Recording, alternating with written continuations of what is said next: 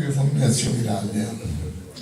Adesso il secondo relatore è il dottor Roberto Motta, studioso della Sicilia medievale e moderna. Ha pubblicato parecchi lavori, distinguendosi principalmente nei seguenti ambiti di specificità: eventi rituali, analisi della figura di Arnaldo da Villanova, catastrofi naturali che hanno sconvolto il territorio messinese nell'ultimo secolo e ricostruzione della topografia e della viabilità interna nella cuspide peloritana in età classica medievale e moderna attraverso la diretta verifica dei percorsi sul territorio. Prego, dottore.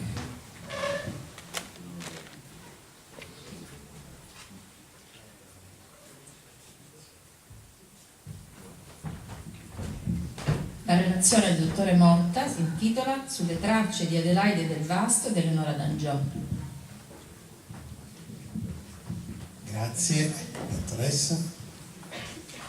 Sono onorato di essere qui.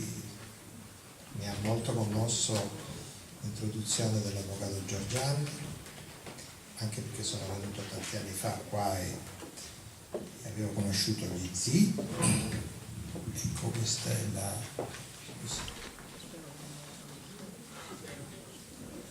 Se si può spegnere qualche luce. Visto che abbiamo parlato anche della importanza scusate, per la presentazione.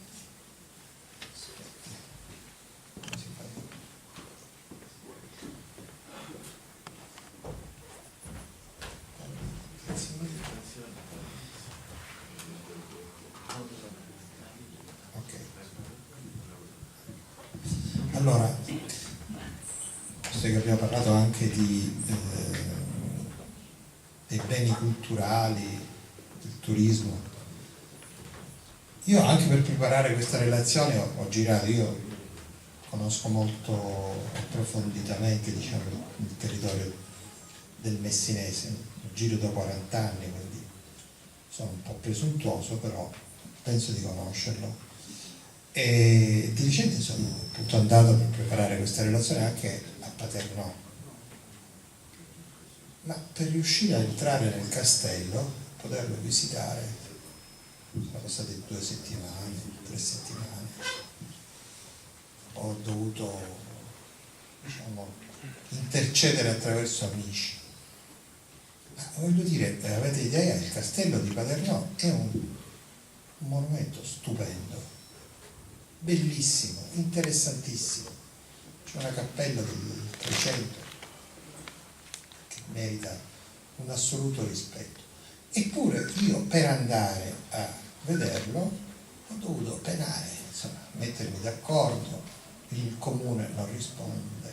Poi tramite quei famosi volontari, le persone generose che ci sono un po' ovunque, che ringrazio, professore Chisari per esempio, che mi ha portato poi alla fine, sono riuscito a vederlo. Ma dico, voglio dire, come vogliamo fare turismo?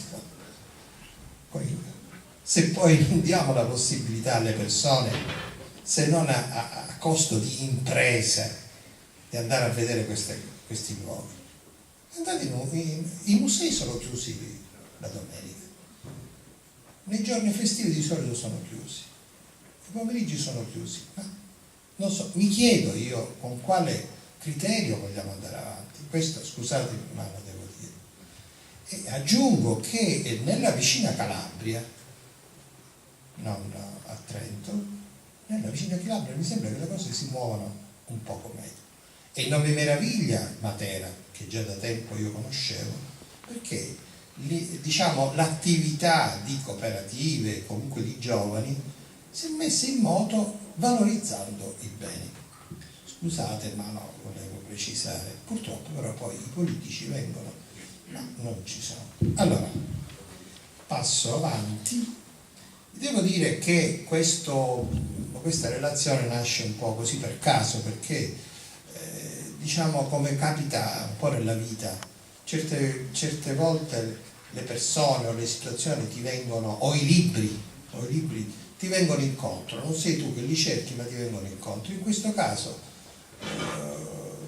queste regine mi sono venute incontro così, nei vari luoghi che io per caso ho frequentato, e quindi ho pensato di metterle un po' assieme. Ed è venuto un discorso per me molto molto interessante, prima di tutto perché parlo di due regine, due grandi regine, perché parlo di due periodi della Sicilia cruciali, quello di Adelaide, e perché cruciale perché sta diventando la grande Sicilia di Ruggero II, quello di Eleonora cruciale perché purtroppo è, diciamo, forse l'ultimo canto della grande Sicilia, e poi perché sono due donne, quindi la storia di due donne. Io ho cercato un po' di diciamo curare questo cammino con questa prospettiva, e poi anche un po' con una prospettiva, mi consentite, della mia professione, no? Cioè io devo anche un po', sono psichiatra, sono anche perito, e quindi un po' mi piace andare a indagare, ma tutto questo con molta leggerezza, nel senso che ho cercato di privilegiare così il cammino, l'incontro con questi luoghi, che comunque credo che ci riserverà sicuramente qualche sorpresa. Allora, prima di tutto perché questo è un capitello del museo di Mileto, un capitello che viene dall'antica chiesa della Santissima Trinità, che era la cattedrale di Ruggero I. Ruggero I amava moltissimo Mileto, tant'è che, come vedremo, volle essere sepolto lì. E Ruggero, dopo aver sposato Giuditta Debré, dopo aver sposato Ehrenburg, cui teneva moltissimo, tanto che poi si fa seppellire accanto al suo sarcofago, si sceglie Adelasia, che doveva avere 15-16 anni. Adelasia del Vasto, del Monferrato. Come mai ha scelto il Monferrato? Come mai ha scelto Adelasia? Beh, Adelasia comunque appartiene a una grandissima e importantissima famiglia, quella degli Aleramici, il ramo degli Aleramici, che in Sicilia poi continua, e continua credo sino ad ora, anche attraverso il ramo dei Lancia. E quindi questa nipote, che rimane figlia di Manfredi, che muore quando lei è molto giovane, rimane con questo zio che si dice fosse un mezzo furfante. Comunque Adelasia va in sposa al nostro Ruggero. Il nostro Ruggero ovviamente è la cattedrale di Mileto, peccato che non esista più. E nel 1092 nasce il biondo Simone. Il biondo Simone, nel 95 invece l'oscuro, perché l'oscuro di carnagione, di capelli, Ruggero. Pare che, insomma, che questo abbia destato qualche perplessità, soprattutto pensando a quanto era forte nei lineamenti normanni Ruggero. E il rito del battesimo di Ruggero fu poi officiato addirittura alla presenza di San Bruno a Squillace. Ma questo rapporto tra Adelaide del Vasto e i Normanni, gli Aleramici, diventa un rapporto molto importante, perché Adelasia, scendendo, porta con sé il fratello Enrico. Il fratello Enrico, una sorella di Adelasia, sposa Giordano. Giordano era il figlio illegittimo di Ruggero I, ma era quello che lui probabilmente amava di più, che si ribellò addirittura al padre, si chiuse nel castello di Mistretta, e lui in un primo momento voleva condannarlo a morte, poi lo perdonò perché era molto molto vicino a questo figlio, però Giordano muore a Siracusa.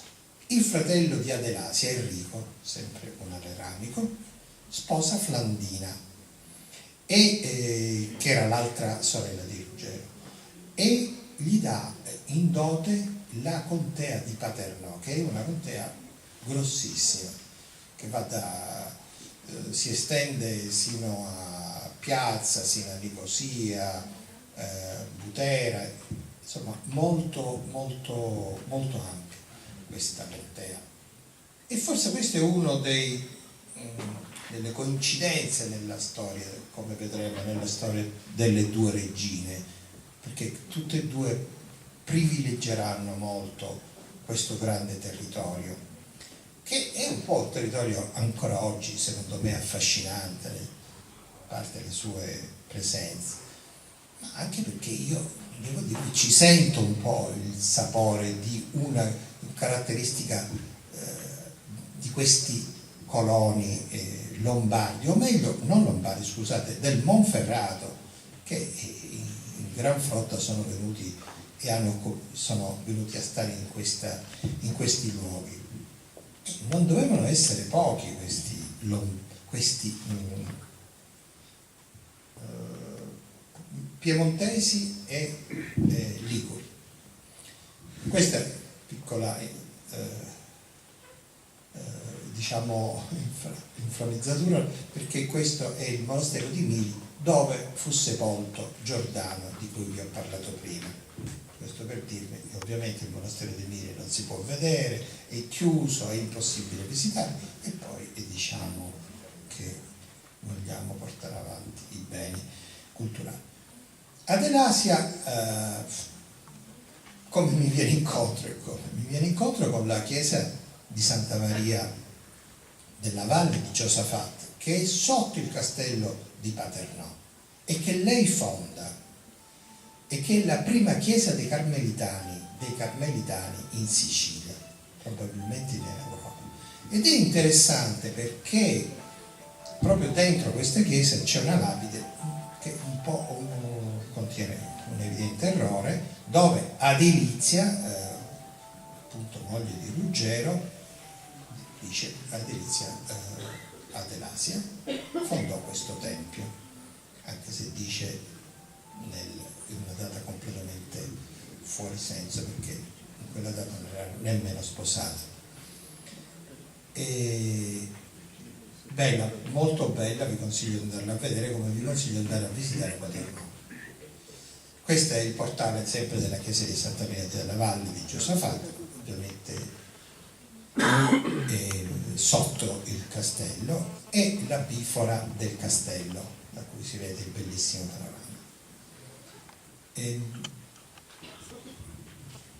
Dove stavano Adelasia e Simone? Io devo ringraziare Filippo.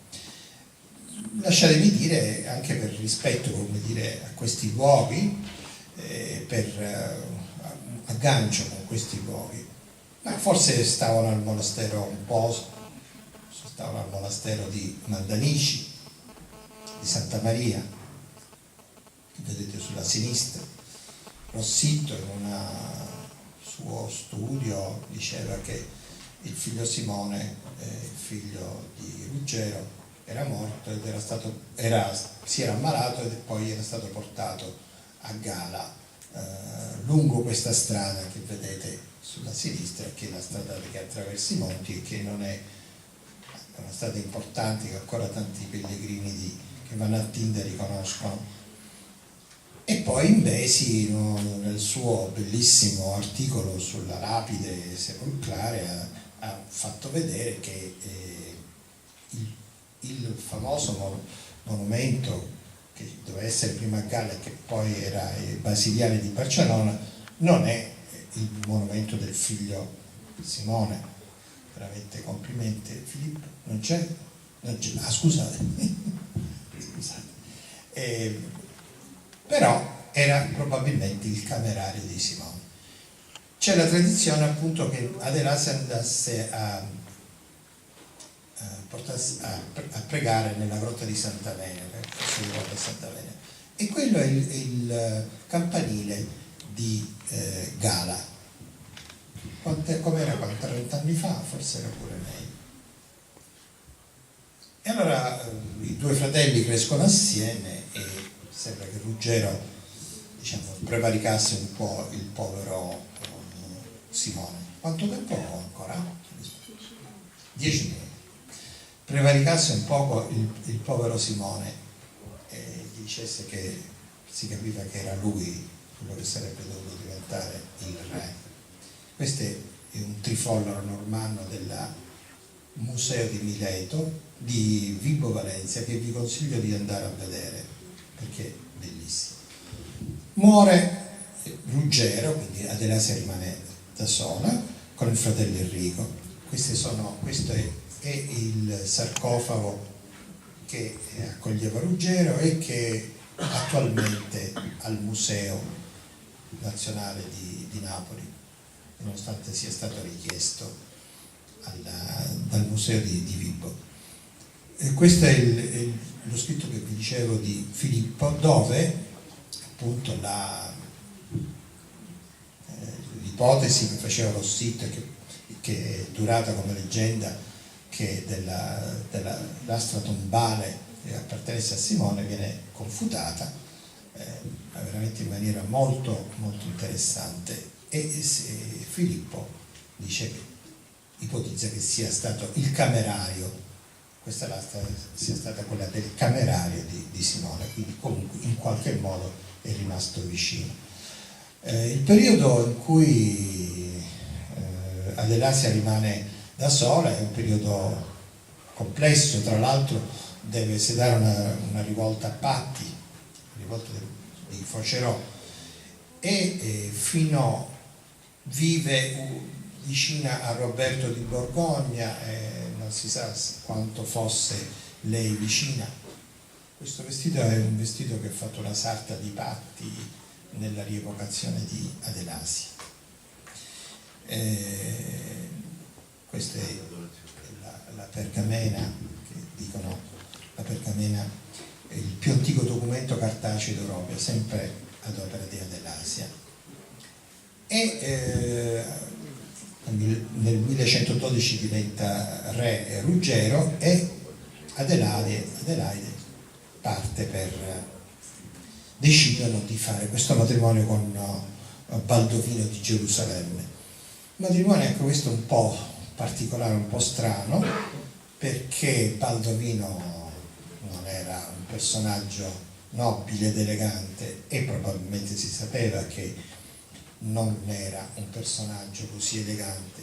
Tuttavia Adelasia parte con queste 11 navi, con questa bellissima velo che parte dalla cima di una nave e va a sposare Baldovino. Però Baldovino era già impegnato con una certa Arda, ma comunque probabilmente questo matrimonio non poteva andare avanti e addirittura un sinodo lo scioglie per un motivo tecnico, diciamo, così che Adelasia torna indietro. Motivo per cui abbiano fatto questa scelta i normanni di andarsi a impelagare con questa impresa non mi è molto chiaro, anche perché era chiaro che era una persona inaffidabile. E la cosa bella, quando lei ritorna in Sicilia, viene accolta a Palermo e lo attende il figlio nel porto, Ruggero, insieme ad Enrico. E poi va a Patti, dove muore.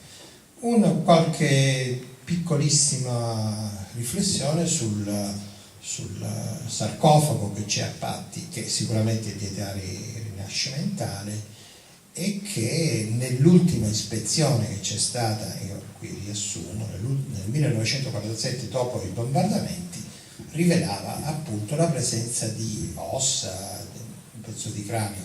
Sarebbe stato interessante se l'avessero fatta esaminare. C'è stata anche una rappresentazione in Calabria proprio sulla storia di Adelasia, l'ultima notte di Scolascio. Beh, questa è un'altra dell'Asia, lascio perdere, passo all'altra regina Eleonora, in un altro clima, spero di fare molto rapidamente. La regina che è nell'abside di sinistra, la regina Eleonora è raffigurata nell'abside di sinistra. La regina Eleonora era un angiò. Lei va in sposa a Federico III perché questo fa parte del trattato di Caltabellotta. Quindi due nemici, diventa il pegno tra due nemici. La sua storia inizia così, eppure lei va a sposarsi con Federico III. E devo dire che viene accolta molto bene, tanto che arriva a Messina, sbarca a Messina 2 giorni prima del matrimonio, sembra il paradiso, e passando per la città sale a Santa Maria della Valle, cioè alla Badiazza, e alla Badiazza incontra il Federico III con il suo seguito e assieme poi tornano indietro. Questo è l'interno della Badiazza. Ovviamente vi dicevo, la Eleonora era lì in questo incontro proprio perché doveva suggellare questa pace tra Angioini e Aragonesi. Il regno di Sicilia sarebbe rimasto a Federico III sino a quando lui, fin quando per vita naturale durante, e poi doveva tornare agli Angioni. Ma probabilmente lei è stata una persona molto vicina, in particolare molto vicina a Federico III. Questo forse è vissuta con Federico a Montalbano, forse ha conosciuto Arnaldo da Villanova. Questi sono dei costumi invece che ho trovato a Montalbano, anche questi molto belli, che rappresentano Federico e la sua famiglia. E vabbè, tralascio questo discorso perché è molto complicato sulla regina e la regina Oscar. La regina Eleonora, come la regina Adelaide, viveva anche a Paternò, e questa è la chiesa di San Francesco, sulla collina storica di Paternò.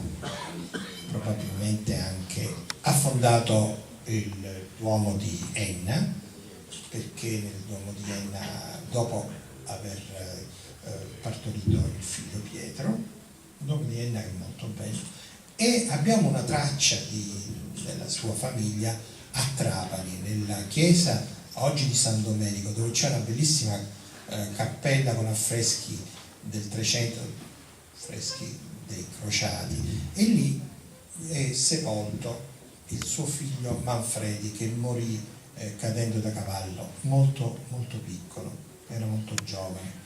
Tracce della raffigurazione della regina ci sono per esempio anche a Lentini, nella chiesa di San Marziano, e non so come mai proprio in questa chiesa, ma soprattutto a Catania, nella chiesa dell'Immacolata, perché lei era molto vicina ai francescani, la chiesa dell'Immacolata di San Francesco, e c'è un quadro che proprio rappresenta la regina Eleonora insieme a Santa Chiara.